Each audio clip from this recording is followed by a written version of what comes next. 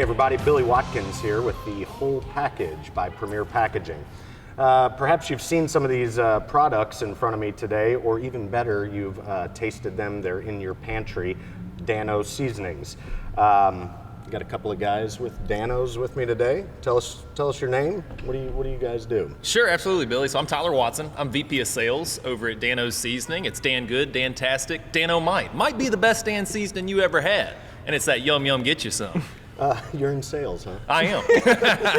Nice. And what about you, sir? So I'm John Hayes. Okay. I am the Director of Business Development for the retail side. So I basically handle pretty much any of the bigger stores that we, chains that we support and have our products in, and basically try to get into every other store that we're not in right now. You guys are everywhere in all 48 states, right? The contiguous United States. Pretty much, yeah. We're actually in Alaska and Hawaii as well. Okay. So when we launched with Walmart, we by default got some Walmarts in Alaska and Hawaii. So I've been trying to find an excuse to get myself there. So all 50 states. Yeah. Which one did you go to first? I think Alaska. Really? For sure. Okay.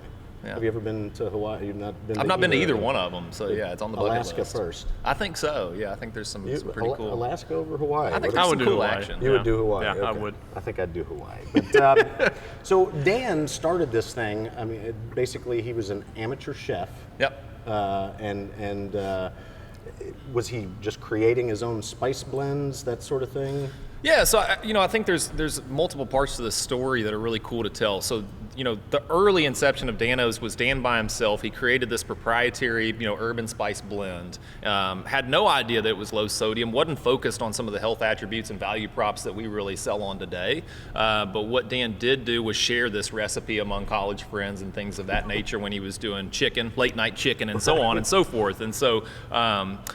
Dan became a bartender later on after college and so on, and so he was at the bar one day, had this spice. Dan said, "Well, here, try this spice out." Okay. And so tried it on, and the guy looked at him and said, "Dan, why aren't you selling this to the rest of the world?" And it was kind of a light bulb moment for Dan, right? He was kind of like, "Okay, I'm not completely happy with where I'm at. I'm looking for something to do," and that was his light bulb moment that said, "I need to be." Putting all my eggs in this basket. I can make money with this. Absolutely. So, Dan had $8,000 in a backpack and a dream that this was going to be the best tasting seasoning out there, and to take, the big brand out, the big Mick brand out of the category. And so that's what we're doing. What, can we talk about why he had $8,000 in a backpack? What was happening? That was all the money he had. Okay. So basically, he put it all into the seasoning brand and this dream. And I think that really, it's one thing he always reiterates at all of our, company events and so on. Thinking more like a hostage situation. Yeah, it does kind of sound definitely like wasn't that. It's not the case, though, I don't think.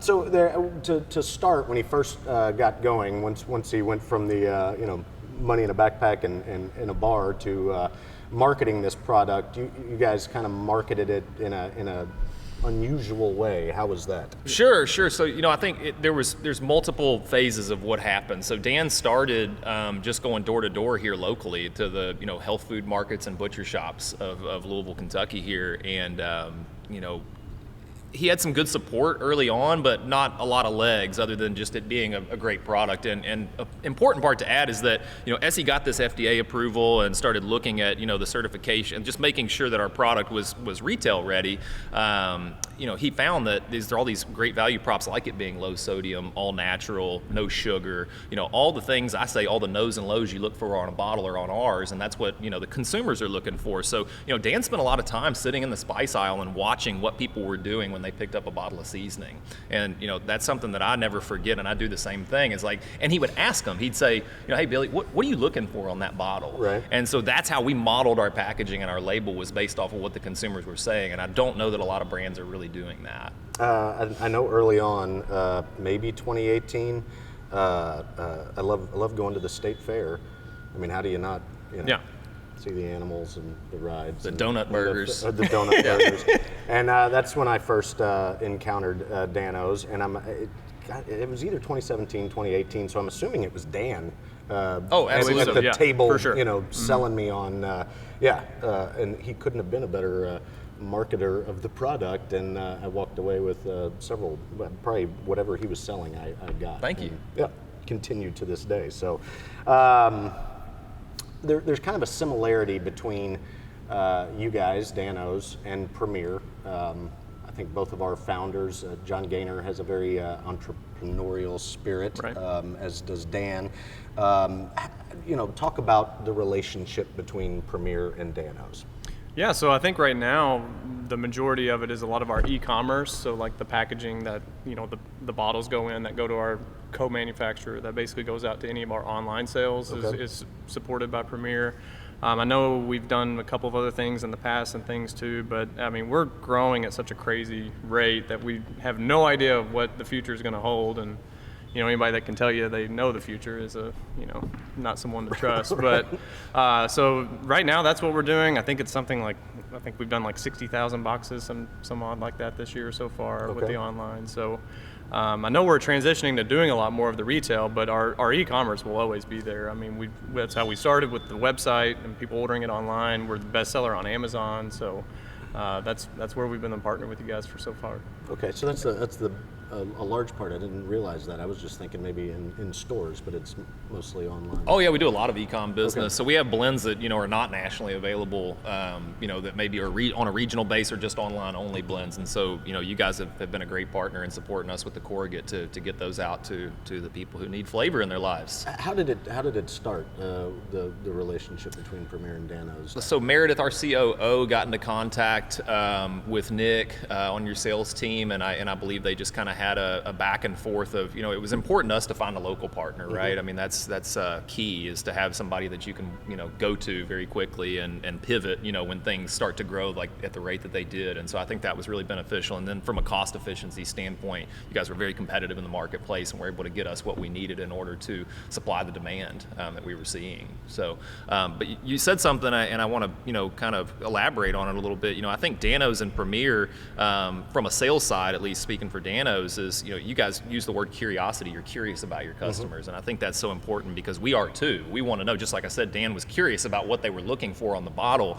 We're very curious at what innovation should look like, and we look to the consumer for that. So we're curious about our customer, just like you guys are curious about us. And I just wanted to point that out because I really like that mantra you guys have about finding the why in a relationship. And it's kind of just a continual thing. Yeah, we're doing this now, but where can we help you in the future? 100%. Just for fun, for folks who don't know, we've got the your breadth of products. These are your three mainstays, right? I guess the normal.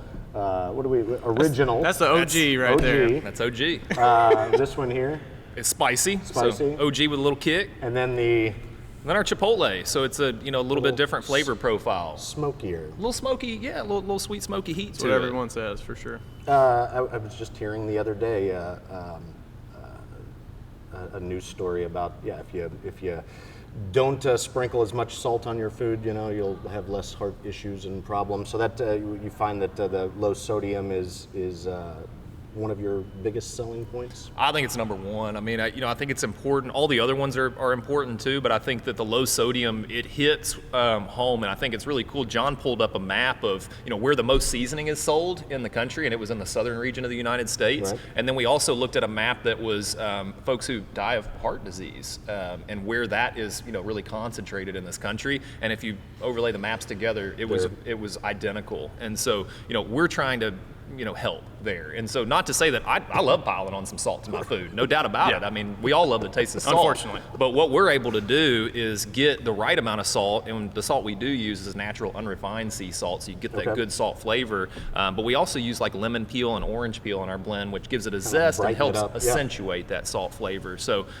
you use a lot and you're getting more flavor and less salt, and so that's the benefit of our product. And the turn rate, because we encourage people to use more, they're going to buy seasoning a little bit faster as well. Yeah, go through it more. Absolutely. Exactly. We say sprinkle generously. Yes. That's kind of our little tagline on that. We've been yum, get you some. Yep. You're full of Yum, get you some. I'm sorry. Yeah, you gotta have that oomph in it. I don't know if I'll be able to do that, but I'm going to try. You guys have, much like Premier, in the last several years, you've experienced spectacular growth. I know we were talking about what nobody knows entirely what the future holds for us. Right. But where do you guys go next? What's in the pipeline for Danos? Sure. I think really the focus is on, breaking out of the 1% of households that we're in and earning more households for us. And so, I think that we're going to be able to do that because I believe that this product right here is a gateway. People, Right. it has everything we do is based off of the base flavor profile of the original. And so that's kind of what we would call our hero product, right? So, we want to continue product development and innovation and continue coming out with dry spices. That's the focus. But we also want to own the United States from the seasoning standpoint. So when you go and look in a seasoning aisle, there's some Extremely competitive space, right? I mean, It's a lot of noise, a lot of colors. Right, I mean, everything's vying for your attention, So they call that significant brand blocking. And so that's what the big McBrands of the world have done is they own that shelf. And so Danos, has landed among the top 2% of seasonings this year in the entire category as a brand. And that's something that we're really proud of. And we've only done that with 2 SKUs where there's a lot of brands out there, like I say, that are blocking the entire shelf and they have, just that much exposure. Right. And we're doing that with 2 SKUs. And so, that shows the brand power that we have from coast to coast that we were able to land among, the top 2% of seasoning brands in the entire category this year. But, I think it's just a really cool story to tell. We did it through social media, right? So, I mean, we were one of those few brands that was, you can consider there was a lot of them that were kind of fly by night that came and went from the TikTok seasonings and Instagram and things like that. We all saw it during the pandemic. We were at home cooking more often. We were looking for recipe ideas that were out of the box, and we capitalized on that. And then we were able to, sustain that, and we got a lot of retailer interest from that. And so we had big, retailers like Kroger and Walmart come to us. We didn't prospect them. They came to us and said, listen, you guys, we're losing market share because we're seeing what you're selling on Amazon and we want to introduce our customer to this product. And so it came into a relationship where we went from 150 doors to about 6,600 and then now we're at 11,000 and that all happened within 1 year. A perfect reminder to myself that I'm old because some people are getting their seasoning off of TikTok, and I it's found the real mine deal. at the fair. So, It's the way it goes. So you can reach a lot more people when you're online. It's kind of reaching all the masses that way. But D2C is still important to us. I mean, those events, the state fairs, we're still doing those. Right. And we still have a team of roadshow folks that are doing those shows because it's important to us that that it feels local to them, right? Yeah. I mean, we don't want to be, unfamiliar to them. I mean, Right. Dan's a face on TikTok, and we want that face to be out in communities doing the same thing, having the same effect. Well, then the future is bright, I think, for Yeah. both of us, and so. to continued success for both teams. Absolutely. Very nice talking to you guys today. Yeah, you too, I man. appreciate it. Anything else? Do we want to do, if I missed anything? I think there's actually a couple other cool stories to tell about the other products that we have, if you don't mind. I can No, elaborate please. on those things. Okay. So, aside from the 3 products you see here that I would consider our flagship products for sure, we also launched an Everything Bagel product. All right. And, I think one thing cool that we really learned about this was we were looking at trends within the marketplace and we said, okay, what's selling? And Everything Bagel was selling really well. That is definitely, yeah. It was out hot. It's hot. Yeah, and so we said, okay, we want to do that. Well, we did it, but we branded it just like everybody else does, but ours was proprietary because it has our flavor in it. So it's a flavored Everything Bagel, and there's not a lot of people doing that, but we Right. did not differentiate it as a brand. We didn't stick to our culture and name it something that was going to be easy to market and differentiate us from the competition, which was every other Everything Bagel seasoning. So what we learned as a brand is that that didn't work for us. We got retailers that didn't pick it up like they picked all of our products up because they were like, hey, we're saturated with Everything Bagel. Right. And I wasn't able to come back and say this is different because the branding was very similar to everybody else's branding. So what we learned there, and we're going to do a rebrand on that product, and it's going to be called Crunchy, and because it's that detail, that's what you get when you try the product. And I'm not kidding. You can actually dump it in your hand and try it. It's actually really good. Not even Eat on it anything. as is, yeah, Absolutely. A good example that you try something, you throw something at the wall, it doesn't stick, you go back to it, you retool, and Yeah. much like our relationship. Right? Yeah. And like internally we look at that and we say, well, that was a mistake. But when we're open about our mistakes, especially with our buyers, I mean, I was telling our Sam's Club buyer this the other day, and she said, I really like that you guys are pivoting like that. A lot of brands would just stick with it, or they would say, hey, that's a dead product, we're just not going to do it anymore. But we stuck with it because we believe that the product is that good, and we just want to rebrand it to make sure that it's on brand for us. So that's the Everything Bagel seasoning, and then we also have the Cheesening. that's coming out. So really cool play on words there. It's pretty obvious. It's cheese plus seasoning. But it's incredible. It's about a 70-30 Parmesan Dano's original mix. And it's going to be the only Parmesan, I believe, that you're going to find in the seasoning aisle. And Kroger and Walmart have both committed to bringing that Very on. nice. It sounds like an M. Night Shyamalan sort of thing. You know, Yeah. No, I don't know. Yeah, it's fantastic, and it's the story on how we kind of really leaned into that one is pretty cool too, because we have our main TikTok page that has around 3 million followers. Good Lord. Yeah, it's pretty good sized. Wow. And you know, we have that channel that is exclusively for Dan's high quality making recipes videos.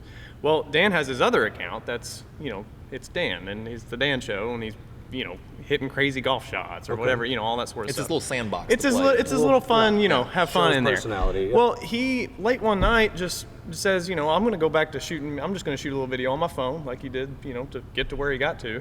And he makes a, you know, based pan with butter, Parmesan cheese, and Dano's. And then he puts some little potatoes in there face down, puts them all in there, pulls them up.